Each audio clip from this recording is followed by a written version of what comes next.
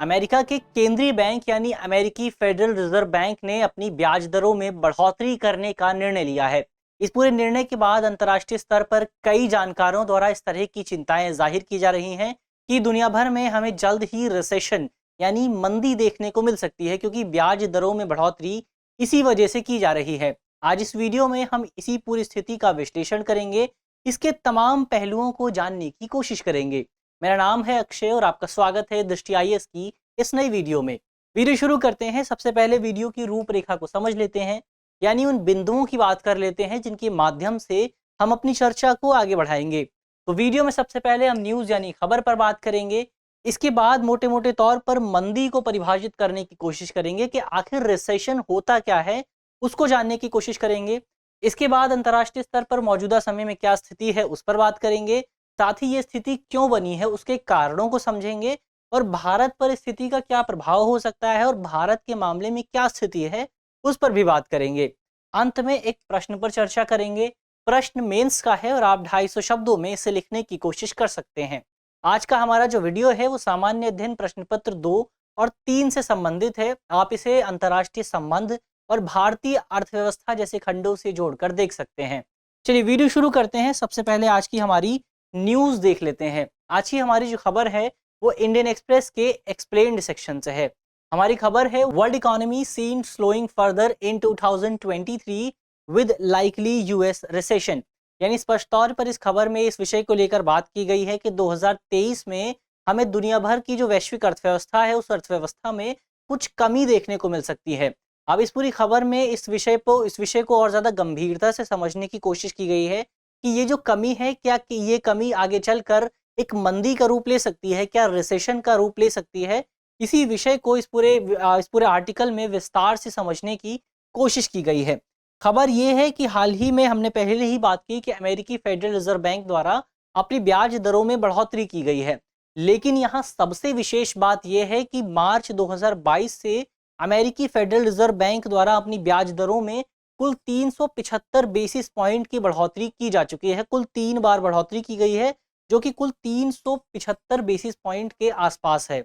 और इस पूरी बढ़ोतरी को बहुत ज़्यादा गंभीर स्तर पर देखा जा सकता है, जिसकी वजह से हमें इसके गंभीर प्रभाव देखने को मिलेंगे। क्या प्रभाव होंगे भारतीय अर्थव्यवस्था पर, उस पर हम आगे बात करेंगे। तो ये तो खबर की बात हुई। अब आगे बढ़ते हैं। सबसे पहले मंदी क्या होती है, रिसेशन क्या होता है, उसको परिभाषित कर लेते हैं। तो रिसेशन की बात करें तो जब किसी देश में आर्थिक गतिविधियों में व्यापक और बहुत लंबे समय तक गिरावट देखने को मिलती है, जब इकोनॉमिक एक्टिविटीज बहुत ज़्यादा कम हो जाती हैं, उनमें बहुत ज़्यादा कमी आ जाती है, तो इस पूरी स्थिति को हम रिसेशन कह सकते हैं, हम मंदी कह सकते हैं। लेकिन ये तो बहुत सब्जेक्टिव डेफिनेशन हुई। यहाँ पर इसकी एक बहुत ज़्यादा टेक्निकल डेफिनेशन भी मौजूद है। टेक्निकल डेफिनेशन के मुताबिक जब किसी देश में लगातार 2 तिमाहियों में, लगातार 2 क्वार्टर्स में उनकी जो जीडीपी वृद्धि दर है वो नकारात्मक रहती है, नेगेटिव रहती है, यानी वहाँ की जो जीडीपी है वो 2 तिमाहियों में बढ़ने की बजाय घट जाती है, उसमें नकारात्मक वृद्धि होती है, तो ऐसी स्थिति को हम रिसेशन कह सकते हैं, हम मंदी कह सकते हैं। लेकिन ये भी कोई स्पष्ट परिभाषा नहीं है और दुनिया भर के अलग अलग देशों द्वारा मंदी का निर्धारण करने के लिए, रिसेशन को डिसाइड करने के लिए अलग अलग पैमानों का उपयोग किया जाता है। कई देशों में रिसेशन निर्धारित करने के लिए नॉन एग्रीकल्चरल इनकम का उपयोग किया जाता है, जबकि कई देशों में इस पूरी स्थिति का निर्धारण करने के लिए रोजगार संबंधी आंकड़ों का विश्लेषण किया जाता है। तो इसके लिए अलग अलग देशों द्वारा अलग अलग मेथड्स का, अलग अलग विधियों का उपयोग किया जाता है। इसके अलावा यहाँ ये भी जान लेना ज़रूरी है कि जब से दुनिया भर में हमें औद्योगिक क्रांति देखने को मिली है, इंडस्ट्रियल रेवोल्यूशन देखने को मिला है, इसके बाद से दुनिया भर के अलग अलग देशों में जो आर्थिक प्रगति रही है, सभी देश एक विशेष गति से प्रगति कर रहे हैं। कुछ ना कुछ उनकी प्रगति ज़रूर रही है। यही वजह है कि दुनिया भर में हमें मंदी की बहुत कम घटनाएं देखने को मिलती हैं। लेकिन ऐसा भी नहीं है कि मंदी की अभी तक कोई भी घटना देखने को नहीं मिली है। यदि आप आंकड़ों पर गौर करेंगे तो आपको पता चलेगा कि साल 1960 से साल 2007 के बीच हमें कुल 122 बार मंदी की घटनाएं देखने को मिली, रिसेशन की घटनाएं देखने को मिली, और इन घटनाओं की वजह से दुनिया भर की 21 अर्थव्यवस्थाओं पर प्रभाव हुआ। इसकी वजह से दुनिया भर की 21 अर्थव्यवस्थाएं प्रभावित हुई। तो ये तो मंदी की बात हुई। अब मौजूदा समय में क्या स्थिति है उस पर बात कर लेते हैं कि मौजूदा समय में हम आखिर ये क्यों कह रहे हैं कि देश या फिर दुनिया मंदी की चपेट में जल्द ही पहुंच सकती है? तो हाल ही में OECD यानी organisation for economic cooperation and development ने अपनी एक रिपोर्ट जारी की है। इस रिपोर्ट के तहत संगठन ने दुनिया भर में जीडीपी वृद्धि दर अनुमान में कुछ कमी जताई है। उस जो पहले का प्रोजेक्शन था, उस प्रोजेक्शन में कुछ कमी की बात की है। क्या कमी की बात हुई है? तो वैसे तो इस पूरी रिपोर्ट में संगठन ने आधिकारिक तौर पर ये स्वीकार नहीं किया है कि दुनिया जल्द ही मंदी की चपेट में जा सकती है, लेकिन इस पूरी रिपोर्ट में अप्रत्यक्ष तौर पर यह जरूर कहा गया है कि जल्द ही 2023 में हमें दुनिया के कुछ देश, कुछ महत्वपूर्ण अर्थव्यवस्थाएं मंदी की चपेट में जाती हुई दिखाई दे सकती हैं। उदाहरण के लिए रिपोर्ट में कहा गया है कि इस साल वैश्विक अर्थव्यवस्था में जो वृद्धि होगी वो मात्र 3% के आसपास होगी, जबकि इससे पहले का प्रोजेक्शन थोड़ा ज्यादा था। इस बार प्रोजेक्शन को कुछ कम कर दिया गया है। इसके अलावा रिपोर्ट में यह भी कहा गया है कि 2023 में जो वृद्धि दर होगी वो मात्र 2.2% के आसपास होगी, जबकि इससे पहले का जो प्रोजेक्शन था उसके मुताबिक वृद्धि दर 2023 में 2.8% के आसपास थी। यानी वृद्धि दर में जाहिर तौर पर कुछ कमी देखने को मिली है, जिसका प्रभाव आम लोगों पर जरूर देखने को मिलेगा। इसके अलावा रिपोर्ट में यह भी कहा गया है कि यूरोप इस पूरे लिहाज से, आर्थिक संकुचन के लिहाज से, कॉन्ट्रैक्शन के लिहाज से सबसे गंभीर स्थिति पर खड़ा हुआ है, सबसे ज्यादा वल्नरेबल है, क्योंकि यूरोप के कई देश मौजूदा समय में या तो मंदी की चपेट में हैं या फिर आगे आने वाले समय में मंदी की चपेट में जा सकते हैं। उदाहरण के लिए जर्मनी, जो कि यूरोप की सबसे बड़ी अर्थव्यवस्थाओं में से एक है, इस रिपोर्ट में कहा गया है कि जर्मनी में 2023 में जर्मनी की अर्थव्यवस्था में हमें 0.7% का संकुचन देखने को मिलेगा, कॉन्ट्रैक्शन देखने को मिलेगा, जो कि जाहिर तौर पर जर्मनी की अर्थव्यवस्था को बहुत ज़्यादा प्रभावित करेगा। इसके अलावा फ्रांस और इटली की भी कुछ यही स्थिति है, जहां पर जो वृद्धि दर है 2023 की वो मात्र 1% के आसपास है। इसके अलावा अमेरिकी अर्थव्यवस्था की स्थिति भी बहुत ज़्यादा खराब है। इस पूरी रिपोर्ट के मुताबिक OECD ने अपनी रिपोर्ट में कहा है कि 2023 में अमेरिकी अर्थव्यवस्था में मात्र 0.5% की वृद्धि देखने को मिलेगी। और जाहिर तौर पर हमने जिन देशों की बात की वो दुनिया की अर्थव्यवस्था में बहुत महत्वपूर्ण भूमिका अदा करते हैं। तो जब इन देशों की अर्थव्यवस्था पर प्रभाव होगा, इन देशों की आर्थिक विकास दर बहुत ज़्यादा कम रहेगी, तो जाहिर तौर पर भारत जैसे तो विकसित विकासशील देश हैं, जो डेवलपिंग नेशंस हैं, जो छोटे छोटे अफ्रीकी देश हैं, वहाँ की अर्थव्यवस्था पर भी इस पूरी स्थिति का बहुत ज़्यादा गंभीर प्रभाव देखने को मिलेगा। लेकिन अब यहाँ सवाल उठता है कि आखिर हम इस गंभीर स्थिति तक पहुँचे कैसे हैं? तो इस पूरी यात्रा की बात करते हैं, कारणों की बात करते हैं। तो इसमें सबसे पहला कारण है बढ़ती महंगाई और गिरती वैश्विक अर्थव्यवस्था। तो ऐसी बात नहीं है कि रूस यूक्रेन युद्ध के शुरू होने के बाद ही सभी स्थितियां खराब हुई हैं, बल्कि इस पूरे युद्ध की शुरुआत से पहले भी अंतर्राष्ट्रीय स्तर पर मुद्रास्फीति बहुत ज्यादा थी, महंगाई की दर बहुत ज्यादा थी। क्यों थी? क्योंकि इससे पहले हमें कोविड महामारी देखने को मिली थी, कोरोना महामारी देखने को मिली थी, जिसकी वजह से सप्लाई चेन में कुछ बाधाएं आई थी, कुछ अड़चने आई थी, जिसकी वजह से जो कीमतें थी वो बहुत ज्यादा बढ़ गई थी, क्योंकि सप्लाई चेन में बाधाओं की वजह से जो आपूर्ति थी वो बहुत ज़्यादा कम हो गई थी। इसके बाद जब कोविड-19 महामारी कुछ हद तक कम हुई, तो इसकी वजह से अर्थव्यवस्थाएं खुलना शुरू हुई। जब अर्थव्यवस्थाएं खुलना शुरू हुई तो इसकी वजह से मांग एकदम से बहुत तेज़ी से बढ़ गई। जब मांग बहुत तेज़ी से बढ़ी और आपूर्ति बहुत कम थी, तो इसकी वजह से अंतर्राष्ट्रीय स्तर पर कीमतें और ज़्यादा ऊपर पहुँच गईं। खासतौर पर जो एनर्जी प्राइसेस थे वो बहुत तेज़ी से ऊपर पहुँच गए। इसके बाद आपको याद होगा कि फरवरी 2022 में रूस ने यूक्रेन पर हमला कर दिया था, और इस पूरे युद्ध की शुरुआत के बाद से ही अंतर्राष्ट्रीय स्तर पर खासतौर पर खाद्य और ऊर्जा की कीमतों में बहुत ज़्यादा बढ़ोतरी देखने को मिली है। यानी मौजूदा समय में दुनिया भर के तमाम देशों में जो इन्फ्लेशन रेट है वो बहुत ज़्यादा स्तर पर बना हुआ है। अब जब इन्फ्लेशन रेट बहुत ज़्यादा बना हुआ है, तो इसकी वजह से मुद्रास्फीति से निपटने के लिए जो केंद्रीय बैंक हैं, जो अलग अलग देशों के सेंट्रल बैंक हैं, उन बैंक्स द्वारा कुछ प्रयास किए जा रहे हैं। और इन्हीं प्रयासों के हिस्से के तौर पर कई देशों ने, लगभग सभी देशों ने अपने इंटरेस्ट रेट में कुछ बढ़ोतरी की है, कुछ वृद्धि की है। उदाहरण के लिए अमेरिकी फेडरल रिजर्व बैंक ने मार्च महीने की शुरुआत से अब तक इस पूरी अवधि के दौरान 3 बार अपनी ब्याज दरों में, इंटरेस्ट रेट में कुछ बढ़ोतरी की है, जो कि मुख्य तौर पर 375 बेसिस पॉइंट के आसपास है। तो जाहिर तौर पर अमेरिका भी इस पूरी स्थिति से बहुत ज़्यादा गंभीर रूप से प्रभावित होने वाला है। लेकिन इसके बावजूद भी, इस तरह के तमाम प्रयासों के बावजूद भी अंतर्राष्ट्रीय स्तर पर इन्फ्लेशन रेट अभी भी बहुत ज़्यादा बना हुआ है। तो इस इन्फ्लेशन रेट से निपटने के लिए सरकारों द्वारा और तमाम तरह के जो केंद्रीय बैंक है, उन केंद्रीय बैंकों द्वारा एक टाइट मॉनेटरी पॉलिसी का उपयोग किया जा रहा है। एक टाइट मौद्रिक नीति का उपयोग किया जा रहा है, जिसकी वजह से इसका नकारात्मक प्रभाव ये हो रहा है कि इसकी वजह से आम लोगों की जो परचेजिंग पावर है, जो क्रय शक्ति है, वो क्रय शक्ति कम हो रही है। अब जब क्रय शक्ति कम होती है तो इसकी वजह से उस देश में कंजम्पशन बहुत ज़्यादा कम हो जाता है, खपत कम हो जाती है, क्योंकि अब लोगों के पास खरीदने की क्षमता ही नहीं बची, तो वो खरीदेंगे क्या? तो जब उनकी क्रय शक्ति कम होती है तो इसकी वजह से उस देश में उत्पादन भी बहुत ज़्यादा कम हो जाता है, क्योंकि खरीदने वाले लोग ही नहीं हैं। जब माल बिक ही नहीं रहा तो उसका उत्पादन क्यों किया जाएगा?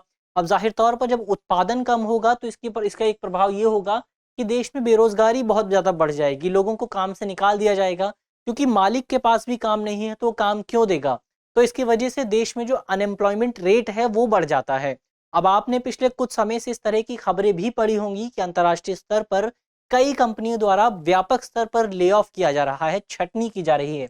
उदाहरण के लिए बीते दिनों मेटा नाम की, जो कि फेसबुक की पेरेंट कंपनी है, मेटा कंपनी ने एक साथ अपने 11,000 एम्प्लॉयज़ को काम से निकाल दिया था। इसके अलावा ट्विटर ने, अमेज़न ने और इस तरह की तमाम अन्य जो कंपनियां हैं, इन कंपनियों ने व्यापक स्तर पर अपने एम्प्लॉयज़ का ले ऑफ किया है, एम्प्लॉयज़ की छटनी की है। तो इसका एक ये प्रभाव, एक ये भी कारण हो सकता है। इसके अलावा एक कारण मुद्रास्फीति विरोधी उपाय और इक्विटी बाजार में गिरावट भी है। अब हमने पहले ही बात की कि जब अंतर्राष्ट्रीय स्तर पर जो इन्फ्लेशन रेट था वो टारगेट रेट से भी ज़्यादा पहुंच गया। उदाहरण के लिए भारत में जो टारगेट रेट है वो 4 प्लस माइनस 2 के आसपास है, यानी अधिकांश जो इन्फ्लेशन रेट है वो 6 के आसपास पहुंच सकता है। लेकिन बीते दिनों भारत में इन्फ्लेशन रेट 7% से भी ज़्यादा पहुंच गया था। तो ये स्थिति रिजर्व बैंक के लिए बहुत ज़्यादा गंभीर थी और दुनिया भर के तमाम देशों में इसी तरह के टारगेट ब्रीच हुए थे। तो वहाँ के जो सेंट्रल बैंक्स थे, उन सेंट्रल बैंक्स द्वारा कई तरह के प्रयास किए गए, त्वरित प्रतिक्रियाएं दी गई और इन्हीं प्रतिक्रियाओं के हिस्से के तौर पर ब्याज दर में और ज़्यादा बढ़ोतरी की गई। लेकिन जब ब्याज दर में बहुत ज़्यादा बढ़ोतरी की गई तो इसका प्रभाव हमें वहाँ के इक्विटी बाजार पर देखने को मिला, जो इक्विटी मार्केट्स थे उन पर देखने को मिला। और इसकी वजह से खासतौर पर जो डेवलपिंग कंट्रीज़ थी, जो भारत जैसे जो विकासशील देश थे, जैसे भारत, ब्राज़ील और तमाम तरह के अन्य देश, इन देशों का इक्विटी बाजार प्रभावित हुआ और उभरती अर्थव्यवस्थाओं में पूंजी का बहिर्वाह शुरू हो गया, पूंजी का, कैपिटल का आउटफ्लो शुरू हो गया। और आंकड़ों की माने तो साल 2022 में अब तक भारतीय अर्थव्यवस्था से $200 बिलियन का आउटफ्लो हो चुका है। $200 बिलियन को भारतीय अर्थव्यवस्था से बाहर निकाला जा चुका है, जो कि जाहिर तौर पर भारत के लिए एक बहुत ज़्यादा गंभीर स्थिति है। तो ये तो हमने कारणों की बात की। एक तरह से हम कह सकते हैं कि इस पूरी स्थिति तक पहुंचने के मुख्यतः 2 कारण जिम्मेदार हैं। पहला कारण है कोविड-19 महामारी, और जिसको और उस पूरी महामारी की वजह से जो आपूर्ति श्रृंखला में बाधाएं उत्पन्न हुई थी। और दूसरा कारण है रूस यूक्रेन युद्ध, क्योंकि इस पूरे युद्ध की वजह से भी सप्लाई चेन में बाधाएं उत्पन्न हुई और अंतर्राष्ट्रीय स्तर पर तेल और खाद्य की कीमतों में बहुत ज़्यादा बढ़ोतरी देखने को मिली। तो इन्हीं 2 कारणों की वजह से हमें तमाम तरह के प्रभाव देखने को मिल रहे हैं। तो ये तो कारणों की बात हुई। अब आगे बढ़ते हैं और इस पूरी स्थिति में भारत पर क्या प्रभाव होगा और भारत की मौजूदा समय में क्या स्थिति है, उस पर बात करते हैं। तो इस पूरी स्थिति को ध्यान में रखते हुए हम कह सकते हैं, तमाम रिपोर्ट्स में भी ये बताया गया है कि दुनिया भर के अन्य तमाम देशों की तुलना में भारत की स्थिति कुछ हद तक बेहतर है। आंकड़ों से पता चलता है, रिपोर्ट से पता चलता है कि 2023-24 में भारत की वृद्धि दर 6 से 7% के आसपास रहने वाली है, जो कि अन्य देशों की तुलना में भारत के लिए एक बहुत ही अच्छी खबर है। लेकिन यहाँ सबसे गंभीर बात यह है कि हमने पहले ही बात की, हाल ही में अमेरिकी फेडरल रिजर्व बैंक द्वारा अपने इंटरेस्ट रेट में कुछ हद तक बढ़ोतरी की गई है। और इस बढ़ोतरी का प्रभाव ये होगा कि जब अमेरिका जैसे बड़े देशों द्वारा अपने इंटरेस्ट रेट में बढ़ोतरी की जाती है, तो इसकी वजह से निवेशक अन्य देशों से अपना पैसा निकाल कर अमेरिकी अर्थव्यवस्था में निवेश कर देते हैं। क्यों कर देते हैं? क्योंकि इनकी वजह से, इस तरह के प्रयासों की वजह से, इस तरह के कदम की वजह से निवेशकों को बहुत ज़्यादा इंटरेस्ट रेट मिलता है, उन्हें बहुत ज़्यादा लाभ मिलता है। तो इसी वजह से वो छोटे देशों से पैसा निकाल कर बड़े देशों में लगा देते हैं, ताकि उनका जो लाभ है वो और ज़्यादा बढ़ सके। लेकिन इसका प्रभाव ये होता है कि इसकी वजह से कैपिटल आउटफ्लो और ज़्यादा बढ़ जाता है। तो हम कह सकते हैं कि जैसे-जैसे अमेरिकी रिजर्व बैंक द्वारा, अमेरिकी फेडरल बैंक द्वारा अपने इंटरेस्ट रेट में बढ़ोतरी की जाएगी, भारत में कैपिटल आउटफ्लो और ज़्यादा बढ़ेगा। लेकिन इसका प्रभाव क्या होगा, इस कैपिटल आउटफ्लो बढ़ने का क्या प्रभाव हो सकता है?